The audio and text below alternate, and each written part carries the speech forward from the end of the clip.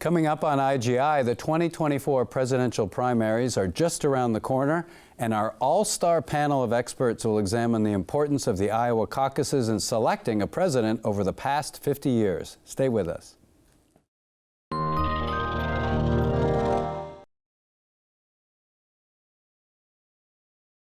This program is brought to you with support from the Lewis H. Humphreys Charitable Trust and from the Friends of KTWU.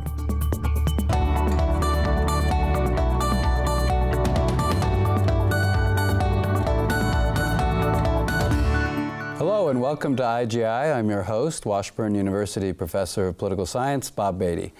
2024 is a presidential election year, and once again the state of Iowa will play a major role, as they have for over 50 years, with the Iowa caucuses. This unique aspect of American democracy is the subject of a new documentary produced by KTWU called See How They Run, Presidential Candidates and the Iowa Caucuses. We'll see a few clips from the program as we examine why and how presidential candidates keep flocking to Iowa every 4 years, and who's doing well there in 2024. Here to join me is a true all-star panel of political experts. From the Kansas Reflector, senior reporter Tim Carpenter, Washburn University Associate Professor of Political Science Dr. Amber Dickinson, and Emporia State University Professor of Political Science Dr. Michael Smith. And thank you all for joining me on IGI. And before we get started, let's take a look at a short clip from the documentary. This section is called Why Iowa? Why Iowa? Well, number one, the Iowa caucus is the first presidential contest. Number two, Iowans are happy to serve as the test audience for all candidates, known and unknown. Number three, the rest of the nation is watching. And let me assure you, the candidates know these things very, very well. How do you break through? You got to look into our eyes and you've got to look into our guts. And you've got to make a measure not of what we say in a campaign, but you've got to make a measure of what we've done with our lives.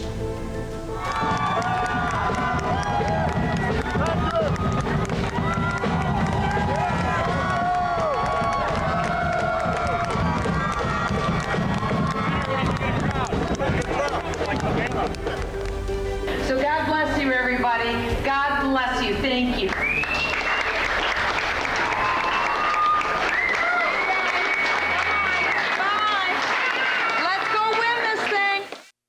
So that last clip is actually from a pizza ranch, which is the most popular spot for usually Republicans in Iowa. Let's start with what we just heard, some of the reasons that Iowa is still very popular for presidential candidates. One, it's the first contest. Second, I at least argue this, that Iowans are willing to go see all the candidates. And third, the rest of the nation really pays a lot of attention to this. So who wants to jump in? Why is Iowa number one? New Hampshire, of course, famously is number two, and maybe Dr. Dickinson will tell us more about how it's not number one for the Democrats, but why has it been number one? Michael? I'll jump in, yeah. Bob. One of the things about Iowa, well, there are a couple things that come to mind. One is that politics is very tradition-bound. If you think of like some of the idioms we use, like throwing your hat into the ring, how many people even wear hats unless it's winter, anymore? But there's just, politics is very, very tradition-bound, and political traditions are hard to change. But there's another reason, I think, with Iowa, and there are a lot of problems with Iowa, I know, but it's accessible.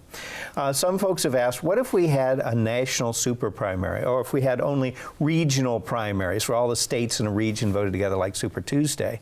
And one pushback against that is because of the ungodly amount of money that political candidates would have to raise in order to do that. And it would all be based on TV buys in big metro areas, Los Angeles, New York, Chicago, Dallas. That's all it would be, is how much money can you possibly raise to buy TV ads?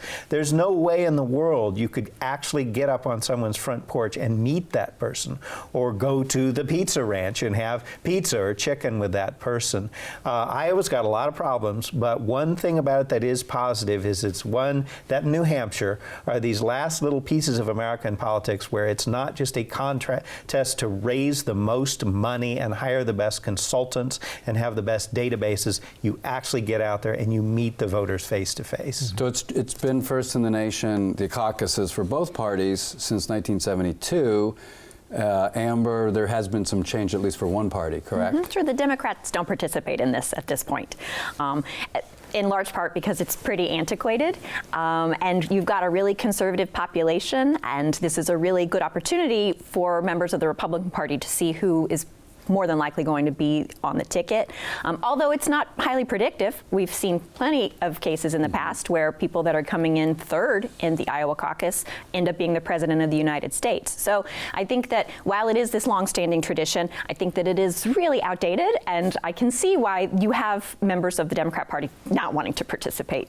To piggyback on Amber's comment about the Iowa and New Hampshire are not as ethnically and racially diverse as the rest of the country.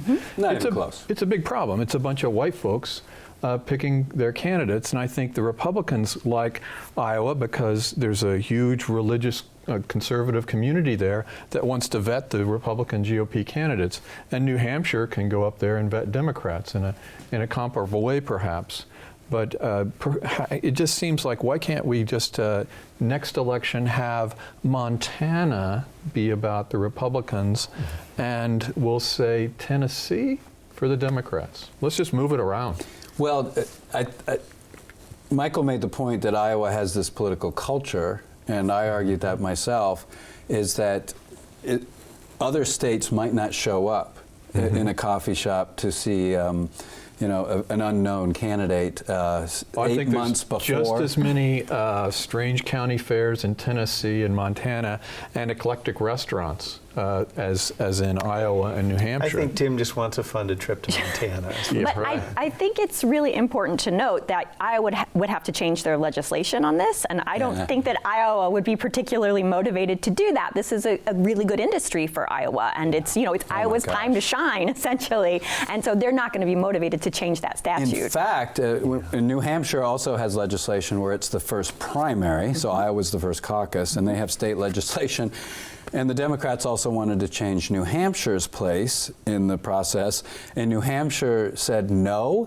So in 2024, New Hampshire is having a Republican primary and a Democratic primary, but Joe Biden won't be on the ballot because of this feuding. And historically, you've seen Iowa and New Hampshire sort of get into a little tangled mess where they have to keep moving up their dates because they're sort of one-upping each other. I think that's also confusing and problematic for voters. Another thing about Iowa is that their national status has changed. Iowa was one of only 10 states that voted for Michael Dukakis in 1988. It's traditionally a battleground state that probably leans a little bit Democratic. It's the home of Tom Harkin, who was a lion of the Senate. Donald Trump won Iowa very easily both times, and I think all their statewide offices now are held by Republicans in both Senate seats. So Iowa is really the epicenter of the Obama-Trump Democrats, and that may be another reason why Democrats are pulling out, because these days Iowa's been voting Republican. They didn't used to do that. Yeah, and 4 years ago, Joe Biden, and I think I'm correct, got third in Iowa, and he ended up becoming president, and then that person becomes in charge of the party. And so he was much happier with South Carolina, which is being rewarded in 2024. What is the number? Is it only 3 out of the last 8 times over the last 40 years have Republicans awarded the caucus victory to the person who was elected president? Oh yeah, Iowa doesn't guarantee you're going to win. What Iowa does is it takes people that maybe haven't raised as much money and most people haven't heard of, and it gives them a chance, and it gives them national publicity. And we'll talk about that more after this next clip, Michael. That's an interesting point. It can also take people that have a lot of money that can be duds in Iowa. So that also happens. So it's sort of this culling process. Let's take a look at another clip. And for those who are sharp-eyed, there's one person on this panel that you're going to see in this clip. See if you can spot that person. Because the road to the White House goes right through Iowa. And I'm not one of those candidates that's skipping Iowa or jumping over it. I'm going right through it. You hold the key in Ankeny, in Iowa. You hold the key. Reach your neighbors, reach your coworkers, reach your family. reach the people you worship with. If they feel your hearts and they believe change can happen, they will come out and they will make a difference. You have that power. Look, I'm really grateful. I thank you. I'm thankful that you would come here today to listen to me. I know this is an important decision. It's a role that Iowa plays every 4 years. And I hope that I can earn your support on February 1st. I'm asking for your support. We'll be back, and you'll continue to hear from us. And if you haven't been convinced yet, we're going to keep working on you. We're nothing if not persistent. So let me just see a show of hands. How many people are playing the caucus on January 3rd? Raise your hand. Be proud. Be proud that you're a caucus going. All right. How many people are still undecided about who they're going to caucus for? Raise your hand. Okay, you see, we got some live ones here. All right, guys, did you catch it? All right.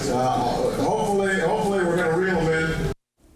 So some of you might have spotted our own Tim Carpenter. So Tim, you went up. Tell us about going up to Iowa and watching these candidates. That was a photograph taken of me in 2007 at the Harkin Steak Fry, which is a Democrat event where the prominent Democrat candidates for president sat up on a stage and gave stump speeches while each of them listened to each other. But before that got going, there's a chain link fence there. I turned around and watched the Hillary Clinton posse go by, big gaggle of reporters, because she was probably expected to win that. And then I turned around and realized that a TV cameraman was coming up the fence about ready to plow into me. So I had my hand down here waiting to jab him in the back to make him stop. And I didn't really understand the situation, and the future leader of the free world was walking by right in front of me. I could have reached out and touched his shoulder probably if I wanted to. You know, and then 30 seconds later, I was watching John Edwards walk down a hill and helping some young fan of his have her picture taken with him. And so then the steak fry commenced. It was a great event, and it gives you the sense of how rare it is to be in such proximity with people who have become president. You know, both of us were in Iowa and stood next to Joe Biden after he gave a stump speech, and there was one person less asking questions. I mean, future president of the United States, we could ask him about what he had for lunch that day if we wanted to. Didn't Joe Biden, many people don't realize Joe Biden ran several times for president, including 1988. But wasn't that the event where someone started asking Joe Biden about the Kennedy assassination? That's right. A person had flown out from Washington, D.C., had a file this thick, and asked Biden to reopen the Kennedy assassination investigation. And instead of Biden being rude and dismissive of the guy, he very politely explained to him he didn't actually think it was in the best interest of the nation to reopen that inquiry.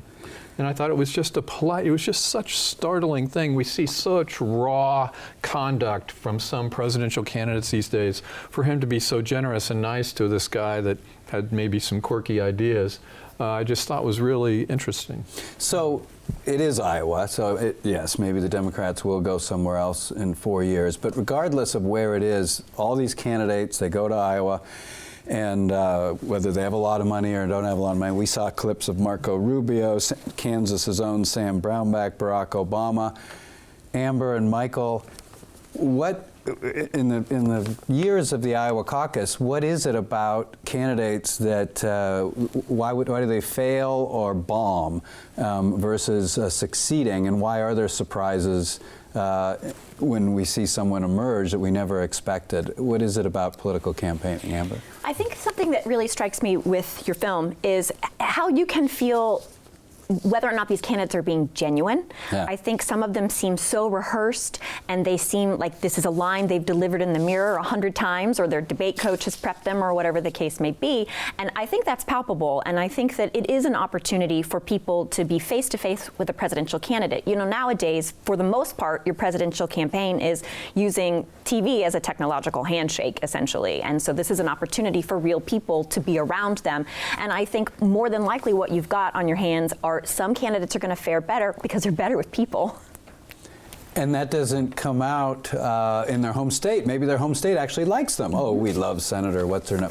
And then they go to Iowa to campaign for president, and that connection doesn't make it. That's really true. I mean, for example, when we look at Congress, I know this is different, but when we look at Congress and people say Congress as a whole is terrible, but I like the person that represents me, it's because they've had a campaign tailored to elicit that kind of response. And I would argue a good example also is Vice President Harris. She is clearly a rock star in the state of California. She was easily elected Attorney General, easily elected the U.S. Senate, but my feeling is she still hasn't connected with the American people in the other 49 states. Amber's right about the genuineness thing. There's also the reality of some of these campaigns don't have a lot of money, really can't push the presence. Also, some of them are just shockingly boring. And I think, Brownback ran for president and he bailed out early. He didn't even make it to the 2008 calendar year. He got out because he didn't have any money. I don't think his heart was really into it, and he was not jazzing up the crowds. You have Buttigieg and some of these other people that get there and people go, wow, this person is interesting. Even Barack Obama, when he walked up on a stage, the crowd chanted for Obama. And he leans into the microphone before he walks away and leans in and says, let's go change the world. And people are applauding, like, oh yeah, I want a lot of change. And so some people resonate and others just can't do it. Obama did really well in Iowa. He really worked Iowa. And that changed the course of that campaign. It absolutely did. And I would also point out that people that aren't really hardcore into politics can often look at a Pete Buttigieg or a Bernie Sanders and say, well, they lost. Really, they lost? Bernie Sanders is the chair of the Senate Finance Committee. He's one of the most powerful people in the United States. And that's amazing for a senator from Vermont with no party affiliation. Pete Buttigieg is U.S. Secretary of Transportation, and he has ambitions. So that's one of the problems sometimes. We're so obsessed with the presidency that we forget. If it hadn't been for his showing in Iowa, I doubt Pete Buttigieg would be the Secretary of Transportation. He would still be mayor of South Bend, Indiana, I believe. If it hadn't been for his presidential campaigns, Bernie Sanders would not be chair of the Senate Finance Committee, who also changed the delegate rules at the Democratic National Convention, which is a party he's not even a member of. He also kept an elected official from having a physical altercation with it. Just recently. That's right. So thank goodness for Bernie. Yeah. And the opposite is also true. I've enjoyed over the years in Iowa seeing highly touted people say, from groups in the media and supporters say, you need to run for president. And then they arrive in Iowa and they totally bomb. Fred Thompson, and the two I think of right away actually happen to be Republicans, but it's not always Republicans. Fred Thompson and Scott Walker. Both, everyone urging them to run for president, and they got there, and Fred Thompson especially, he was an actor, but so boring. But we have to, Tim mentioned the question and answer aspect when he was in Iowa. Let's take a look at a clip showing the Q&A from candidates in Iowa. Hi, everybody. My name is Michelle Bachman. We are here in Red Oak, Iowa, at the one and only Pizza Ranch, where everybody comes and buys chicken for some reason. We're in Montgomery County, Iowa, and I am asking for your support at the Iowa Caucus is on January 3rd, and also for your vote on January 3rd. I want to ask you, Mr. Gingrich, why do you want to force me to do something I don't want to do? Why do you want I don't want to force you to do something. You still don't meet the press, Mr. Gingrich. Yeah, but I also said that there ought to be an option for people who don't want to buy insurance. Where do we begin is such a great question, because what politicians talk about is where you're going to end. And that's not the right question. It is what you're asking, is where we begin. Although you could say, here's where we want to end, but here's where we're going to start. I think people say, oh, it's the candidate. We start with the candidate. Yeah. Well, see, I think it's not the candidate. I think it's all of us. I mean, I think it's every single one of us. And I don't even understand sometimes why these terrible and horrible things happen. But I believe that that there's a reason, and I got to tell you, even with faith, you can have perspective, but it does not take away the pain that we all feel. So, probably didn't expect that tonight, but that's okay. Okay, right here, this gentleman right here. And it's an honor. It's an honor that people would take their time out on a very cold morning to come and spend this time with me. It's a great honor. That's my pitch. You better vote for me. Thank you. Thank you. So a couple quick things. One, the John Kasich clip, I took that video, and what he was talking about was both his parents died in a car crash when he was young. And then he sort of let out his feelings and emotions to the audience, and it was riveting. And the other clip, of course, is John McCain. So somebody like John McCain ended up getting the nomination, not because of Iowa, But he established that persona of willing to take questions from anybody. And Obama took questions as well, and so that became a part of their genuineness. You right? can actually, real quickly, you can actually see that Q&A, that style there, and how appealing that is. If you're sitting there with your cup of coffee, listening to a presidential candidate, Donald Trump is not doing the retail campaign in Iowa. Right. He's at 20,000 feet. He's not meeting with people. He has big rallies like rock and roll concerts with tickets and signs and everything. And that's what it would be like if we had these caucuses and primary in California, Texas, New York, or Florida. If you want that big thing, then you should move them to those states. But if you want to have this eclectic, sort of bizarre deal where anybody who's interested can show up, Bob could run for president if he wanted to. And they do. Then we need to stick with maybe these smaller states that are more economical. But I do think that while it is this sort of intimate environment there on the ground, I think where it becomes somewhat problematic is the media's coverage, and specifically on the front runners that come from this caucus. Because I think what tends to happen is that people don't want to put their support behind someone who they don't think has a real chance of winning. Yeah. And so when it's being reported that, say, more than likely Donald Trump is going to be the front runner after the Iowa caucus, right? And probably trailing by Haley. However, when we make these proclamations and we tell people that's a fact and people don't understand that this caucus is a meeting and not an actual vote, then they're going to perhaps not put their support where they might truly want to put their support, because no one wants to put any kind of resources into devoting themselves to a candidate who doesn't have a chance of winning at the end. Right.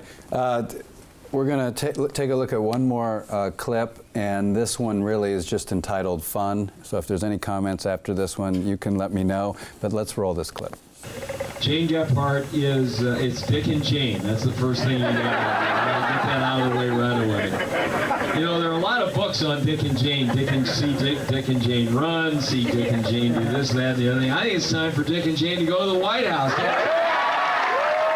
I feel a responsibility to try to give hope and opportunity to those Americans who still suffer the effects of discrimination every minute of their lives. Ooh, that's serious, I scream.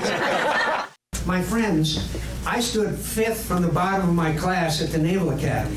If my old company officer, Captain Hunt, United States Marine Corps, were here today, he'd say that in America, anything is possible.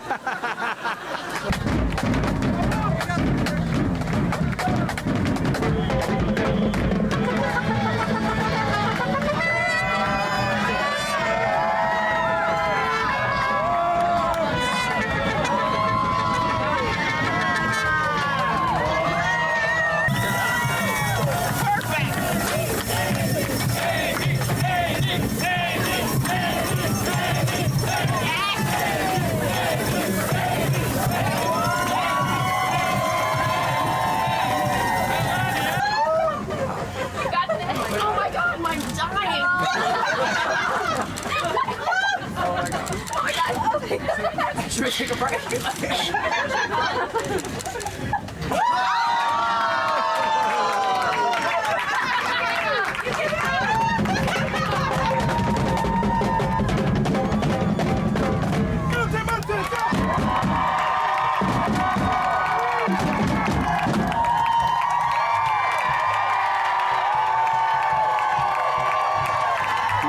People that'll boogie like that in front of a marching band. It makes me want to die watching. I mean, it's so uncomfortable. Some of those things are so cringeworthy to me. Yeah. I think it speaks to the genuine aspect of how these people are presenting themselves in some cases. In some cases, it just seems so uncomfortable. Yeah, it's interesting because Kamala Harris was a dancer in high school, and she actually was part of a dance troupe. And when you see her as vice president, of course, she has to be very official, and she's actually, but when she was campaigning, and she didn't get a lot of traction, so not a lot of attention, she was doing those kind of things. She was showing her personality, and a lot of people I've seen complain about Kamala Harris. Oh, nobody likes her, but she's not allowed as vice president to show her personality. which she clearly has. I mean, anyone who's willing to dance. There's a gender component there as well. Yeah. Certainly. Quick comment on one aspect we haven't touched on, which is how Americans like to see ourselves. Most Americans, we're talking 3/4 of us, live in urban areas, more likely the suburbs around the city than the central city itself. Most Kansans live in cities. Most Iowans live in cities or suburbs. But that's not how we like to see ourselves. We were talking before we started filming about the 99 county tour. That's a classic Iowa thing. Why? Why would you go to a county with 5,000 people when a huge chunk of the population of Iowa lives in the Des Moines metropolitan area? You should spend your time there. But it's this mythos. It's that we like to see ourselves as rural. We like to see ourselves as Midwestern. We're not. Even in Iowa and Kansas, most people live in urban areas. But I really think that's more part of that tradition that we want to be on the front porch. We don't want to be in an apartment building in downtown Des Moines. We want to be on the front porch or in the cornfield like Bob Beatty here, because that's how we like to see ourselves as sort of homespun, hardworking, rural people, even though it's really not accurate, even in Iowa and Kansas. Well, we've got a couple of minutes left. It's 2024. There is going to be a Republican Iowa caucus. I'll start with Amber. Trump is at 40-plus points in Iowa. That's not 50. Is there a possibility that there's a candidate that can in some way challenge Trump, at least in Iowa? Sure, I think it's Haley, especially with this recent announcement of this financial support that is being poured into that campaign that wasn't there before. I mean, this makes this person a serious contender. I also think this person is going to appeal to women in particular, and women may very well decide the outcome of this election next year. And so to touch on that group of people that is typically a group of people that Trump has some trouble with, I think this person needs to really be taken seriously. And it needs to be one person. It's kind of like what I said before the 2018 governor's race here. If people want anybody but Kobach, they had to agree on one other Republican, and they didn't. They split up the vote, and Kobach won with a plurality. If the anybody but Trump caucus wants to win the Republican nomination, they have to pick one candidate coming out of Iowa and get those other candidates out of the race. You get the last word, Tim. These people who are challenging Trump, if they don't make any inroads into his massive lead, they have nobody to blame except themselves because they were just too timid to take him on. The guy that's indicted with about, 100 felonies. Yeah. Why not take on somebody like that? It's unprecedented. Yeah, everybody except Chris Christie, who's actually not running in Iowa, and Asa Hutchinson, they don't want to directly criticize Trump. Shocking. You think that's a bad tactic? I think you better say what you believe if you're going to go be out there running for president, even if it means it undermines your candidacy. I think if you have a collective group saying this, it'll resonate and you'll get some traction with those ideas. If you keep your mouth shut, you have nobody to blame but yourself for your silence. All right, thanks. And thank all of you. That's all the time we have for this episode of IGI. If you have any comments or suggestions for future topics, send us an email at issues@ktwu.org. If you'd like to view this program again or any previous episodes of IGI, visit us online at watch.ktwu.org. For IGI, I'm Bob Beatty. Thanks for watching, and thanks for our guests.